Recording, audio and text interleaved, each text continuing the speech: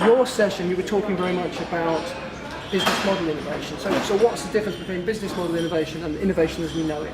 So I think there are just different types of innovation, and people sometimes use it as a general term. So you really need to differentiate between efficiency innovation, sustaining innovation, and breakthrough innovation, growth innovation. But once you've done that, you also want to ask yourself, how can you have an impact in the world? You know, either profit-wise if that's all you're doing, but at this conference we're really also about impact. And you can do that by creating better processes that have a good environmental impact footprint, but also business models, and I think that's where the real potential lies. Business models where profit and impact are in harmony. Often we think it's either or. Well, it doesn't have to be, and that's where business model innovation has huge potential. You can figure out new business models where you can have a positive impact in the world, environmentally, socially, and at the same time, the more impact you have, the more profit you make. Those are the business model innovations that you really want to explore. That goes light years beyond corporate social responsibility, which is the easiest thing to cut when you're in a crisis. Well, if the business model is in harmony, you can't cut it because you're killing your business. So there's one I like, which unfortunately went bankrupt for other reasons, but Sun Edison, which is a company created by Jigar Shah, he was really, he started as an entrepreneur, was really into, I want to change the world so we use more solar energy. And what he basically did is create a business model where the more profit he would make, the more companies would actually use solar power in figuring out that right business model. So this is really a breakthrough because profit and impact, green energy, was in harmony. And those are the kinds of business model you would want to look for. Another example, which I think is phenomenal, is at Unilever, where Paul Polman, it's a large company, where they say, no compromise, we want to think for the long term. We want to have a positive impact in the world, and every innovation we do cannot just be about money. It has to be about money. We're a business and growth, but it also has to be about impact. So combining those is phenomenal. So that's what Yves Pinner, my co-author, calls the design constraints, the playground. And there the playground is not just profit. The playground is really also about impact. And we need leaders like that push the boundaries and say, yes, it's about profit, but it's also about something very important, keeping our planet healthy. I mean, the interesting thing, of course, is the best examples of these will actually ratchet on the social impact. So, as you say, like the solar energy, the more good it is for the planet, the more profitable it will be. That's the ideal. So I would almost put it the other way around. Like the more profit the business model makes, the more impact it has. So it's not, impact is not an add-on, but it's core to the business model. But the profit remains the driver, which if you are a company, there's no way around it. You're still there, to make money in one way or another. But I don't think making money needs to be, a bad thing, as long as it does have a positive impact. So again, it's in harmony. You're listening to the session, you're not a big fan of extensive business plans. Tell us like business plans. So when it comes to innovation, it's all about testing ideas. So business plans are the best way to kind of describe in detail a fantasy, and then you put money into it because it looks so good, it's so shiny that you can invest in it. So you're making a big bet. But actually, that's the riskiest thing you could do. In innovation, we know we need to make a lot of small bets, see which small bets pay off, and then invest in those that actually show some potential. So we gradually increase our investments the more we learn. So it's really not about business plans, great ideas, and big bets. It's about, okay, how do we turn ideas into value propositions that customers want and business models that can work? And that's more like a venture capital approach where you spread your bets.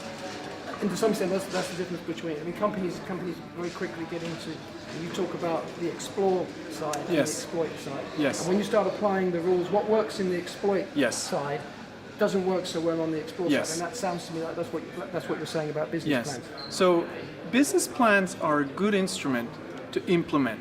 So when you're building a new factory, a new supply chain, and you're growing your sales force, business plans are great because it's an execution document, an implementation document.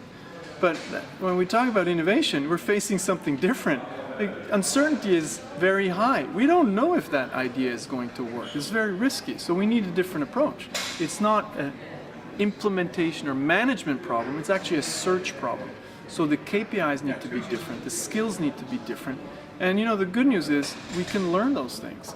It's not about the creative genius, it's actually about process and ability to innovate. So that is something that we can make happen. But different process. Very different, fundamentally different, and it's not replacing the other processes. You need two cultures under one roof. Breakthrough innovations, the big bets, the ones that turn into the big. What do we know about those? That they don't work.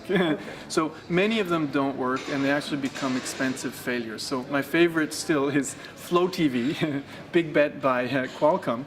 And nothing against Qualcomm, but big bets don't work. So what happened is they tried to create this mobile TV across the United States, and well, they didn't test the ideas, and they had to fire the few customers that they had. It was very expensive, undertaking, over $1 billion. What you really want to do is figure out, okay, where do I want to invest by having a portfolio of ideas? And ultimately, when you have a portfolio and you make gradual investments in those that show potential, you're going to weed out the bad ideas, and you're going to weed out the teams that are not real entrepreneurs, because not everybody is good at entrepreneurship.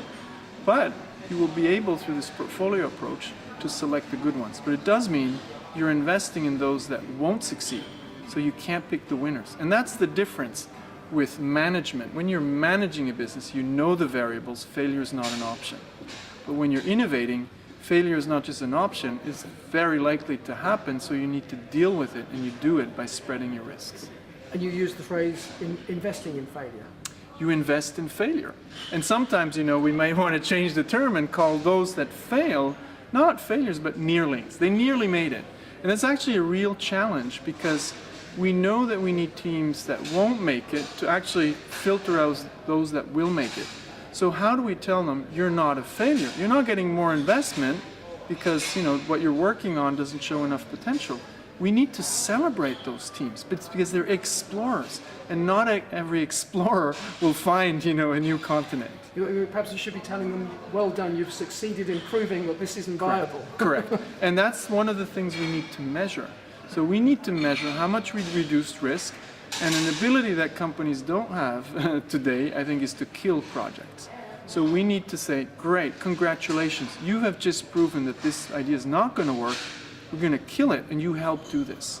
That is actually very substantial, because it means we didn't waste millions of dollars in an idea that won't work. So they're actually saving the company money because we're not investing in something that's not going to work. Take an example. Everybody is familiar probably by now with the example of Espresso, which obviously has worked brilliantly for Nestle. Yeah. But tell us the story of how that came about from a business model point of view. So if you take Nespresso's, probably they ended up with a great business model that works really well today, but the journey that they took was actually a pretty long one, and they almost went bankrupt in the process. So what they did then, we can today do a lot faster, which what we call innovation sprints. Coming from the whole lean startup movement with Eric Ries and Steve Blank. We need to apply those methods systematically. Back then, the teams didn't know, so they ended up with a great business model, but there was also a lot of luck involved, and the period was much longer. Today, if you take companies like Amazon, they're a lot more systematic about experimentation, and they designed that into their DNA. So what we really should start to see in companies is a space, and a powerful space, not just a garage. I think garages are hidden somewhere, basements. No, a space where people can experiment and learn, go fast, where they have autonomy to work differently, different processes, different culture, different KPIs, should actually come up with things. So Amazon Web Services is not an accident. Nespresso was a lucky one. It was a great one, but a lucky one. Amazon Web Services is not a lucky one. But now, how did that happen? You have a leader, Jeff Bezos, who says, well, we need to actually fail to create Amazon Web Services. If we don't have things that don't work, we're never going to discover the things that work. So Jeff Bezos likes to say, Amazon is the best place in the world to fail. How many CEOs do you hear saying, my company is the best place in the world to fail? But what's the message there? When I build a new warehouse, that's not good failure. But when I'm experimenting with new ideas, I need to accept that there will be failures. I mean, because sometimes this happenstance thing. I mean, Viagra, there's a famous story about Viagra that's being developed for a completely different purpose. And they accidentally discovered that it got this rather interesting side effect. Yes, and so those stories are great, but they're also problematic. Because we say, innovation and process are oxymorons. I think it's quite the contrary. And there are a couple of myths we need to destroy in innovation, that innovation is related to creative genius. No, it's not. It's related to process. Guess what? People who go to design school, they're trained for years to prototype, experiment, try out things, trial and error. Right? At business school, we're only starting to learn that, for the really new and wicked problems, we need a similar approach. It's not about decision making. Is about designing possibilities, right? Roger Martin talks about this a lot. Does that mean then that innovation is still sort of a closed shop, or because we talk a lot about, you hear a lot about the democratization of innovation? We can all be innovators now, and we've just got back from China. Yes. They're very sure. They're self-managed, small. Innovate before I have to. Be proactive. I think the big differentiation today happens in management innovation. How did I create a better ecosystem to innovate in my company? But that also applies, you used the example again of Nestle getting out of confectionery. Yeah, for sure, yeah. So I would say Nestle is a good example of efficiency innovation, some sustaining innovation. They've been around for 150 years. You don't just do that like that. A lot of companies disappear, right? Where I'd be a bit worried for Nestle as a Swiss is that now that's not enough anymore. It's not enough anymore. You can already see the growth numbers going back. They used to hit 6% growth. Markets are saturated, difficult, right? So grooming your existing portfolio is not enough anymore. You need to think about breakthrough innovation. You need to create those Amazon Web Services. And I wouldn't say Nestle is a good candidate for that.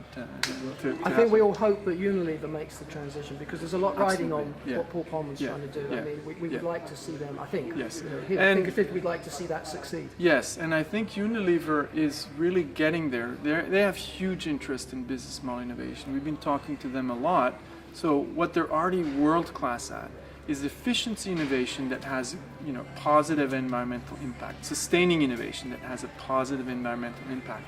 The next step now is growth innovation that also has a positive environmental impact and sustainability. And I think they'll get there because it's a decision that you need to make, and then you need to stick to that decision.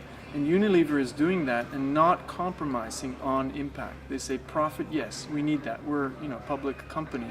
We can't not make profit. We have to promise growth, but not at the expense of the planet, but in harmony.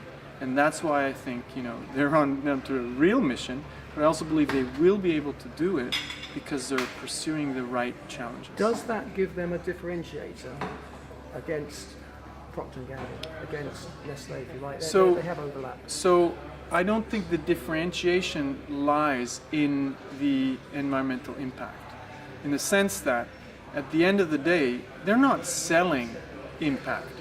They want to do it, and they should do it. As a company, we have a social responsibility.